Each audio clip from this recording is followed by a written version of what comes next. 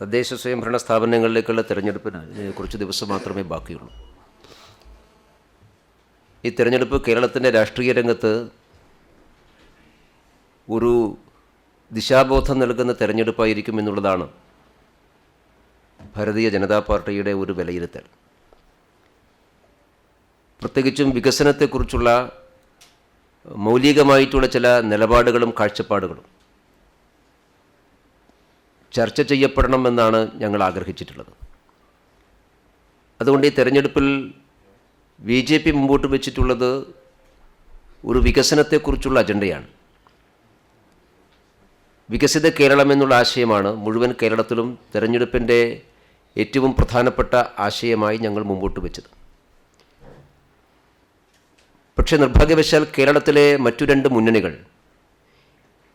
ഈ വികസന അജണ്ടയോട് വലിയ താല്പര്യം പ്രകടിപ്പിക്കുന്നതായി കാണുന്നില്ല. കേരളത്തിൻ്റെ വികസനത്തെക്കുറിച്ച് ഒരു സംവാദമുണ്ടാകണമെന്നാണ് ഞങ്ങൾ ആഗ്രഹിച്ചത്. കാരണം കേരളം രൂപം കൊണ്ടിട്ട് 69 വർഷമായി. ഒരു വർഷം കൂടി കഴിഞ്ഞാൽ നാം സപ്തതിയിലേക്ക് കടക്കുകയാണ്. നാളിതുവരെ കേരളം ഭരിച്ച മുന്നണികൾ അവർ മുമ്പോട്ട് വെച്ചിട്ടുള്ളവരുടെ വികസന നിലപാടുകൾ ഇതെല്ലാം ഈ തദ്ദേശഭരണ സ്ഥാപനങ്ങളിലേക്കുള്ള തെരഞ്ഞെടുപ്പിൽ സജീവമായ ചർച്ച ചെയ്യപ്പെടുന്നൊരു വിഷയമായി മാറണം എന്നായിരുന്നു ഞങ്ങൾ ആഗ്രഹിച്ചത്. പ്രത്യേകിച്ചും വികസനത്തിൻ്റെ ഒരു പ്രധാനപ്പെട്ട കേന്ദ്രം പ്രാദേശിക ഭരണ സ്ഥാപനങ്ങളാണ് എന്നുള്ളതുകൊണ്ട് അതിലൂന്നിക്കൊണ്ട് വികസനത്തിൻ്റെ രാഷ്ട്രീയം ചർച്ച ചെയ്യണമെന്നായിരുന്നു ആഗ്രഹിച്ചത്. ഞങ്ങളതിനാണ് തുടക്കം കുറിച്ചത്, നേതൃത്വം നൽകാൻ ആഗ്രഹിച്ചത്. പക്ഷേ കേരളം ഇക്കാലം അത്രയും ഭരിച്ച കേരളത്തിലെ മഹാഭൂരിപക്ഷം വരുന്ന തദ്ദേശ ഭരണ സ്ഥാപനങ്ങളുടെയും അധികാരം കൈയാളുന്ന രണ്ട് മുന്നണികൾക്കും അതിനെക്കുറിച്ച് വലിയ താല്പര്യമൊന്നുമില്ല. അവർക്ക് മറ്റു പല വിഷയങ്ങളും ചർച്ച ചെയ്യുന്നതിലാണ് താല്പര്യം എന്നുള്ളതാണ് കഴിഞ്ഞ കുറച്ച് ദിവസമായിട്ടുള്ള അനുഭവം. പക്ഷേ BJP കേരളത്തിലെ ജനങ്ങളോട് വികസിത കേരളം സൃഷ്ടിക്കാനും വികസിത ഗ്രാമപഞ്ചായത്തുകളും വികസിത നഗരസഭകളും സൃഷ്ടിക്കാനാവശ്യമായ ഒരു ബദൽ വികസന പ്ലാൻ കേന്ദ്ര ഗവൺമെൻറ്റിൻ്റെ വികസന സമീപനവുമായി ഒത്തുചേർന്നുകൊണ്ട് കേരളത്തിലെ തദ്ദേശഭരണ സ്ഥാപനങ്ങളിലെല്ലാം ഒരു ബദൽ വികസന പ്ലാൻ അവതരിപ്പിച്ചുകൊണ്ടാണ് ഞങ്ങൾ ഈ തെരഞ്ഞെടുപ്പിൽ ജനങ്ങളെയും വോട്ടർമാരെയും അഭിമുഖീകരിക്കുന്നത്. ഞങ്ങൾക്കതിന് പതിവിൽ കവിഞ്ഞ സ്വീകാര്യതയും ജനങ്ങളിൽ നിന്ന് വലിയ പ്രതികരണവുമാണ് ഞങ്ങൾ അവതരിപ്പിച്ചിട്ടുള്ള എല്ലാ വികസന അജണ്ടകൾക്കും ഉള്ളത്. തദ്ദേശഭരണ സ്ഥാപനങ്ങളെ മുഴുവൻ വികസനത്തിൻ്റെ ഒരു പ്ലാറ്റ്ഫോമാക്കി മാറ്റണം എന്നാണ് ഞങ്ങൾ ആഗ്രഹിക്കുന്നത്, മുമ്പോട്ട് പോകുന്നത്. അഴിമതിരഹിതമായിട്ടുള്ള ഭരണം എല്ലാ തദ്ദേശ ഭരണ സ്ഥാപനങ്ങളിലും ഉണ്ടാകണം. അഴിമതിയോട് സീറോ ടോളറൻസ് നിലപാട് സ്വീകരിക്കണം. ഇതാണ് തിരഞ്ഞെടുപ്പിലെ ഏറ്റവും പ്രധാനപ്പെട്ട ഒരു ആശയമായി ഞങ്ങൾ മുമ്പോട്ട് വച്ചിട്ടുള്ളത്. അഴിമതി കേരളത്തിലെ ഏറ്റവും പ്രധാനപ്പെട്ട ഒരു വിഷയമായിട്ട് മാറുകയാണ്. സംസ്ഥാന സർക്കാർ തദ്ദേശഭരണ സ്ഥാപനങ്ങളിലെ വിവിധ ഭരണസമിതികളുടെ അഴിമതിയെല്ലാം പ്രോത്സാഹിപ്പിക്കുന്ന സമീപനമാണ് സ്വീകരിച്ചിട്ടുള്ളത്. കേരളത്തിലെ വിവിധ തദ്ദേശ ഭരണ സ്ഥാപനങ്ങളിലേക്ക് ഉയർന്നു വന്നിട്ടുള്ള എല്ലാ അഴിമതിയെയും സംരക്ഷിക്കുന്ന നിലപാടാണ് സംസ്ഥാന സർക്കാർ സ്വീകരിച്ചിട്ടുള്ളത്. ഇപ്പോൾ കേരളത്തിലെ പ്രധാനപ്പെട്ട കോർപ്പറേഷനുകൾക്ക് എതിരായിട്ട് വലിയ അഴിമതി ആരോപണങ്ങളാണ് ഉയർന്നു വന്നിട്ടുള്ളത്. ഓഡിറ്റ് ജനറൽ റിപ്പോർട്ടിൽ എല്ലാ നഗരസഭകളുടെയും ഭരണസമിതിക്കെതിരായിട്ടുള്ള ഗുരുതരമായിട്ടുള്ള ആരോപണങ്ങൾ ഉയർന്നു വന്നിരിക്കുകയാണ്.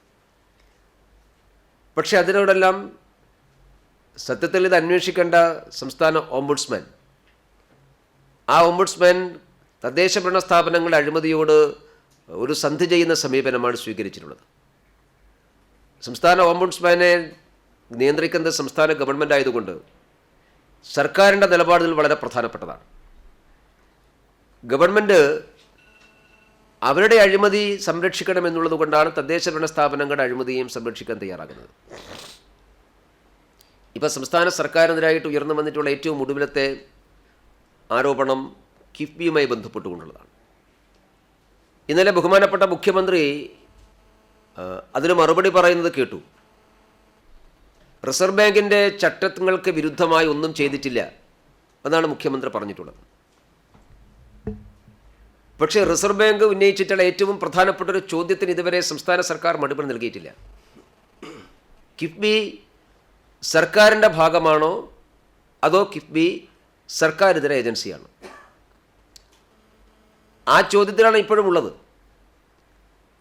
ആ ചോദ്യത്തിന് വ്യക്തമായിട്ടുള്ള ഉത്തരം പറയുന്നത് ഇന്നലെ മുഖ്യമന്ത്രി പറഞ്ഞപ്പോൾ സർക്കാരിതര സാമ്പത്തിക സമാഹരണത്തിന് ഞങ്ങൾ ഉണ്ടാക്കിയൊരു പ്ലാറ്റ്ഫോം എന്നാണ് പറഞ്ഞിട്ടുള്ളത്.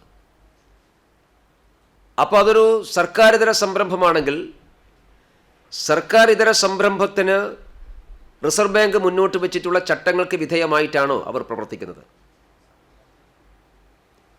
ഇപ്പോൾ ഇ ഡി അയച്ചിട്ടുള്ള നോട്ടീസിൽ പറയുന്ന ഏറ്റവും പ്രധാനപ്പെട്ട കാര്യം മസാല ബോണ്ട് ഇറക്കി അതിൽ നിന്ന് സമാഹരിച്ച തുക കൊണ്ട് കേരളത്തിൽ ഭൂമി കച്ചവടം നടത്തി എന്നുള്ളതാണ്, റിയൽ എസ്റ്റേറ്റ് നടത്തി എന്നുള്ളതാണ്. അങ്ങനെ ഒരു ധനകാര്യ സ്ഥാപനത്തിന് വിദേശ രാജ്യങ്ങളിൽ നിന്ന് പണം സമാഹരിച്ച് ഇന്ത്യക്കകത്ത് റിയൽ എസ്റ്റേറ്റ് ഏർപ്പാട് നടത്താൻ അല്ലെങ്കിൽ ഭൂമി ഇടപാട് നടത്താൻ റിസർവ് ബാങ്കിൻ്റെ ചട്ടങ്ങൾ അനുവദിക്കുന്നുണ്ടോ? ഇല്ല എന്നുള്ളതാണ് നമ്മുടെ അറിവ്. അപ്പം അതിന് മുഖ്യമന്ത്രിക്ക് എന്ത് മറുപടിയാണുള്ളത്? ഈ ചോദ്യം ആദ്യമായിട്ട് ഉയർന്ന ചോദ്യമല്ല. ഈ ചോദ്യം ആദ്യം ഉയർന്നത് CAG ആണ്. കൺട്രോളർ ആൻഡ് ഓഡിറ്റർ ജനറൽ കേരളത്തിലെ ധനകാര്യ മാനേജ്മെൻറ്റിനെ കുറിച്ച് പറയുന്ന സന്ദർഭത്തിൽ സൂചിപ്പിച്ചിട്ടുള്ള ഒരു കാര്യം, കിഫ്ബി ഈ ഓഡിറ്റിങ്ങിൻ്റെ പരിധിയിൽ പെടുത്താൻ സർക്കാർ ആഗ്രഹിക്കുന്നില്ല. കിഫ്ബിയിലൂടെ വരുന്ന പണം ഓഡിറ്റിന് വിധേയമാകുന്ന പണമല്ല എന്നുള്ളതാണ് സംസ്ഥാന സർക്കാർ സ്വീകരിച്ചിരിക്കുന്ന നിലപാട്. ആ സമയത്ത് സമാനമായിട്ടുള്ള ചോദ്യം CAG ചൂണ്ടിക്കാണിച്ചിട്ടുള്ളതാണ്. കാരണം കിഫ്ബി പണം സമാഹരിക്കുന്നത് സംസ്ഥാന സർക്കാരിൻ്റെ ജാമ്യത്തിലാണ്, അല്ലാതെ കിഫ്ബിക്ക് വേറെ എന്താ ജാമ്യമുള്ളത്? അപ്പോൾ സംസ്ഥാന സർക്കാരിൻ്റെ ജാമ്യത്തിൽ കിഫ്ബി എന്ന് പറയുന്ന ഒരു സമാന്തര ധനകാര്യ ഏജൻസി പണം സമാഹരിക്കുമ്പോൾ അത് സർക്കാരിൻ്റെ ഭാഗമായിട്ട് തന്നെ വേണം കണക്കാക്കാൻ. ഈ വാദം CAG ഉന്നയിച്ചപ്പോൾ സംസ്ഥാന ഗവൺമെൻറ് അതിനെ നിശിതമായി എതിർത്തത് ഇത് സർക്കാരിതര ഏജൻസി അല്ല എന്നാണ്. അപ്പോൾ സർക്കാരിതര ഏജൻസി അല്ലെങ്കിൽ പിന്നെ അവർക്ക് ഭൂമി വാങ്ങാൻ സാധിക്കില്ല. ഈ പൊരുത്തക്കേടുകളെക്കുറിച്ചാണ് ED ഇപ്പോൾ ചോദിച്ചിട്ടുള്ളത്. ഈ പൊരുത്തക്കേടിന് എന്തുത്തരമാണ് സംസ്ഥാന സർക്കാരിനുള്ളത്? അപ്പോൾ കിഫ്ബിയിലൂടെ നടക്കുന്ന കോടിക്കണക്കിന് രൂപയുടെ വലിയ ക്രമക്കേടുകൾ, സാമ്പത്തിക ഇറഗാലുരിറ്റി, മിസ്മാനേജ്മെൻറ്റ്, സാമ്പത്തിക മിസ്മാനേജ്മെൻറ്റ്, ഇത് ചൂണ്ടിക്കാണിക്കുമ്പോൾ അത് കേരളത്തിൻ്റെ വികസനത്തെ തടസ്സപ്പെടുത്തുകയാണ് എന്ന് പറയുന്നതിൽ എന്തർത്ഥമാണുള്ളത്? ഒരു ഗവൺമെൻറ്റിന് കടം മേടിക്കാനുള്ള പരിധിയുണ്ട്. റിസർവ് ബാങ്കിൻ്റെ ഈ പരിധി മറികടക്കാൻ വേണ്ടിയിട്ട് തട്ടിക്കൂട്ടി ഉണ്ടാക്കിയിട്ടുള്ളൊരു സംവിധാനമാണ് കിഫ്ബി എന്ന് ആർക്കാ അറിഞ്ഞുകൂടാത്തത്? എങ്ങനെയാണ് നിയമാനുസൃതം ഭരണഘടനാനുസൃതം പ്രവർത്തിക്കുന്ന ഒരു ഗവൺമെൻറ് രാജ്യത്തിലെ റിസർവ് ബാങ്ക് ചട്ടങ്ങളെ മറികടക്കാൻ വേണ്ടി പിൻവാതിലിലൂടെ ഒരു ധനകാര്യ ഏജൻസി ഉണ്ടാക്കി ഗവൺമെൻറ് ജാമ്യത്തിൽ തന്നെ പണം സമാഹരിക്കുക? അത് ഈ രാജ്യത്തിലെ നിലവിലുള്ള നിയമവ്യവസ്ഥയെയും രാജ്യത്തിലെ സാമ്പത്തിക മാനേജ്മെൻറ്റിനും ഒക്കെ വെല്ലുവിളിക്കുന്നതിന് തുല്യമാണ്. അങ്ങനെ സംസ്ഥാന ഗവൺമെൻറ്റുകൾ പുറപ്പെട്ടാൽ ഈ രാജ്യത്തിൻ്റെ സാമ്പത്തിക വ്യവസ്ഥ എങ്ങനെ എന്താവും? ഇതാര് തിരിച്ചു കൊടുക്കും? LDF മേടിച്ചിട്ടുള്ള ഈ പണം ആര് തിരിച്ചു കൊടുക്കും? അതുകൊണ്ട് കിഫ്ബി എന്നുള്ളത് സർക്കാരിൻ്റെ മിസ്മാനേജ്മെൻറ്റിൻ്റെയും അഴിമതിയുടെയും കേന്ദ്രമാണ്. ഇതിൽ അഴിമതിയുടെ എലിമെൻ്റ് എന്താണ്? മസാല ബോണ്ട് ഇറക്കിയ സമയത്ത് ഈ രാജ്യത്തിനകത്തുള്ള ധനകാര്യ സ്ഥാപനങ്ങൾ അവർ ആവശ്യപ്പെട്ട പലിശയേക്കാൾ കൂടുതൽ പലിശക്ക് ലണ്ടനിൽ പോയിട്ട് പണം സമാഹരിച്ചു എന്നുള്ള ആരോപണമാണ് അന്ന് ഉയർന്നു വന്നിട്ടുള്ളത്. ആ ആരോപണത്തിന് വസ്തുനിഷ്ഠമായൊരു മറുപടി അന്നും ഇന്നും സർക്കാർ പറയുന്നില്ല. അതിൽ 21 കോടി രൂപയുടെ കമ്മീഷനിങ് നടന്നിട്ടുണ്ട്.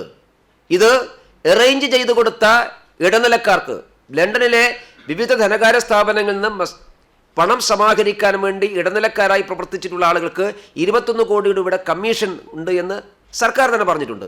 ഈ കമ്മീഷൻ കിട്ടിയിട്ടുള്ള ആളുകൾ ആരാണ്? അത് വ്യക്തമാവേണ്ടതാണ്. അതുകൊണ്ടാണ് ഇതിൽ അഴിമതി കാര്യം ഞങ്ങൾ ചൂണ്ടിക്കാണിച്ചത്. അപ്പോൾ കിഫ്ബിയുമായി ബന്ധപ്പെട്ടുകൊണ്ട് ഇന്നലെ മുഖ്യമന്ത്രി നടത്തിയിട്ടുള്ള വിശദീകരണങ്ങൾ നേരത്തെ നടത്തിയിട്ടുള്ള വിശദീകരണത്തിനപ്പുറത്ത് ED അയച്ച നോട്ടീസിൽ ED ഉന്നയിച്ചിട്ടുള്ള ഒരു ചോദ്യത്തിനും വസ്തുതാപരമായി മറുപടി പറയാൻ, ജനങ്ങൾക്ക് ബോധ്യപ്പെടുന്നൊരു മറുപടി പറയാൻ മുഖ്യമന്ത്രിക്ക് ഇന്നലെയും സാധിച്ചിട്ടില്ല. അപ്പം നാട്ടിൽ വികസനത്തിൻ്റെ പേര് പറഞ്ഞുകൊണ്ട് വികസനത്തിൻ്റെ മറവിൽ വലിയ സാമ്പത്തിക മിസ്മാനേജ്മെൻറ്റും വലിയ അഴിമതിയും നടക്കുന്നു എന്നുള്ളതാണ് ഇതിലൂടെ ബോധ്യപ്പെടുന്നത്. അപ്പോൾ സർക്കാർ തന്നെ അഴിമതിക്ക് നേതൃത്വം കൊടുക്കുമ്പോൾ പ്രാദേശിക ഭരണസ്ഥാപനങ്ങളുടെ അഴിമതി തടയാൻ സർക്കാരിന് താല്പര്യമുണ്ടാവുക. അതുകൊണ്ട് അഴിമതിരഹിതമായിട്ടുള്ള പ്രാദേശിക സ്ഥാപനങ്ങൾ ഉണ്ടാവണം.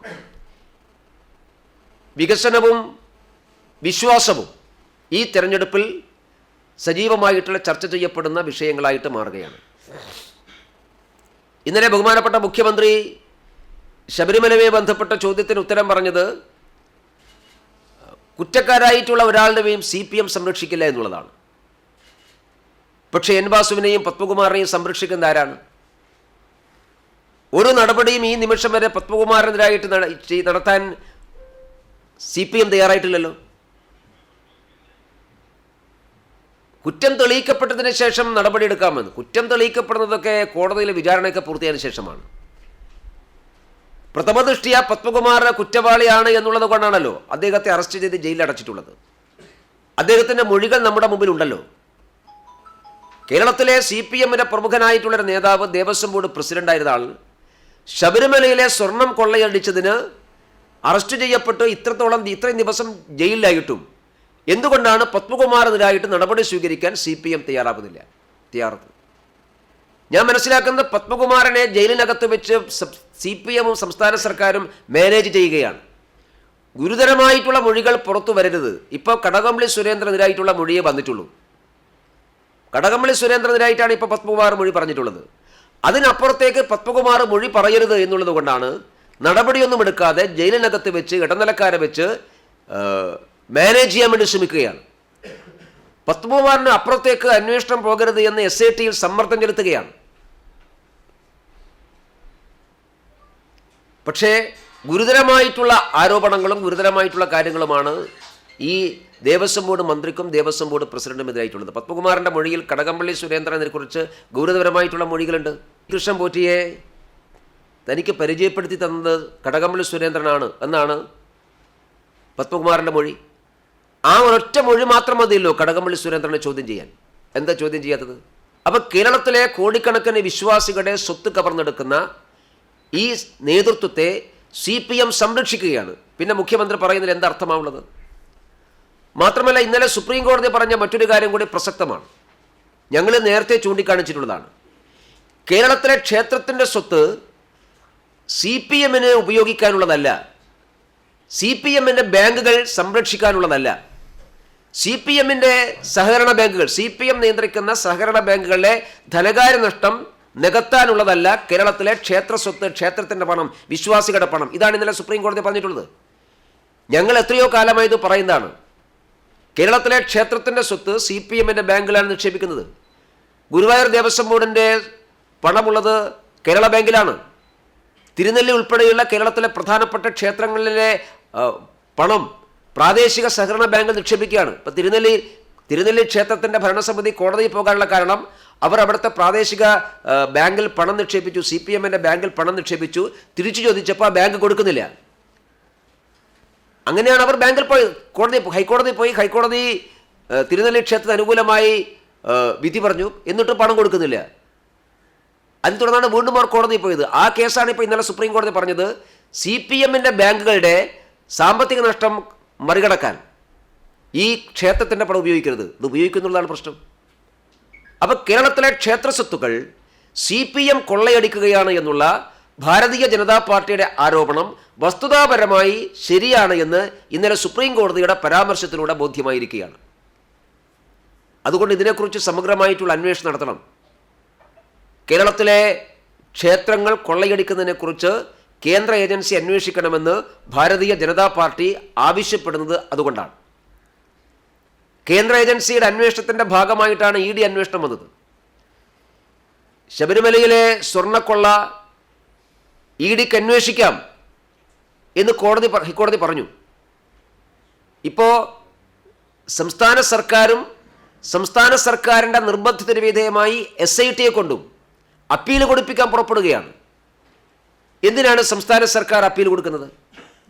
ശബരിമലയിലെ സ്വർണ്ണക്കൊള്ളയിൽ CPM-നോ സംസ്ഥാന സർക്കാരിനോ ഒന്നും മറച്ചു വെക്കാനില്ലെങ്കിൽ അത് ED അന്വേഷിക്കുന്നതിൽ ഈ സർക്കാർ എന്താ ബുദ്ധിമുട്ടുള്ളത്? ED അന്വേഷണം വേണ്ട എന്ന് പറയുമ്പോൾ ED ഒരു സാമ്പത്തിക ഏജൻസിയാണ്.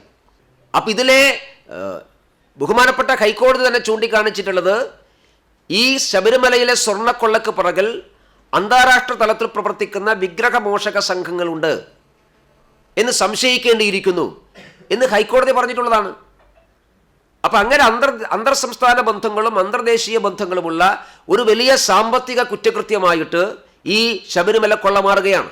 അങ്ങനെ സാമ്പത്തിക കുറ്റകൃത്യം ഇതിലുള്ളത് കൊണ്ടാണ് ഈ കേസ് സ്വമേധയ ED അന്വേഷിക്കാൻ തയ്യാറായത്.